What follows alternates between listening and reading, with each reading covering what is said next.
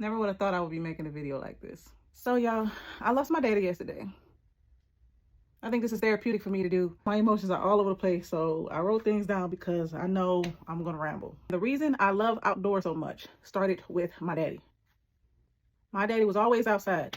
If he couldn't go outside, he would walk the floors in the house all day. He worked on cars, he worked in the yard, he worked in the garden, he stayed fixing something. It's always something he's fixing. I got all that from my daddy. I love being hands-on. That man taught me so much without even realizing. He's the reason like nobody could ever really get over me when it come down to cars, because he taught me enough to pay attention.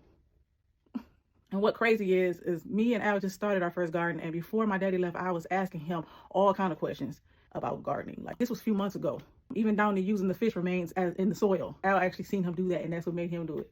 Now I'm realizing a lot of what I'm building in my life already existed in front of me growing up. Fishing was always around me growing up. Watching my daddy fish, watching my parents fish together, watching them enjoy simple moments outside. It's funny, my husband fished just like my daddy did. Everybody always telling Al he need a rod holder. Baby, my daddy never used a rod holder. Y'all see these pictures? My daddy fished the same way. He been like this since I was a kid. What rod holder? What? He leaned that rod against anything he could find and stand there with his hands in his pockets watching it and never miss a bite. Don't talk about my man need a rod holder. My daddy didn't use one. So I'm used to seeing people fish like that. One thing my daddy did love was his grandbabies. I literally had my first child while I was living with my parents, and then I moved out. They were a help to me with my first baby, and she's 17 now. Everybody know my mama. She would rather just stay with her granny and granddad. My daddy is from Alabama.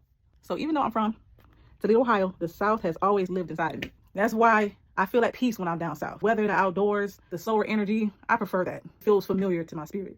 I want to say that I am the baby of 7 kids. My mom and my dad came together as a blended family. So my daddy had children from his previous marriage. My mom had children from her previous marriage. And then they came together and made this beautiful person right here. One thing that gives me peace is knowing that my daddy knew I would be okay. He knew Al takes care of me the same way my daddy always did. I don't feel abandoned. I feel covered. And then last year, me and my daddy got closer than ever.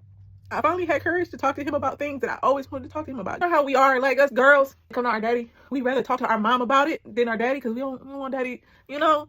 I was able to talk to him all last year about so much stuff and asked him so many things, and I'm so glad. This what really got me. When my daddy told me he loved me, that broke me, because he's always showed love through actions. But hearing him say it, I'll never forget that. Every time I got off the phone with him, he said it a lot. This is why me and Al live life the way we do. We travel, we fish, laugh, spend time together, record memories, because life is short, and now I understand that more than ever. Love your people while they're here.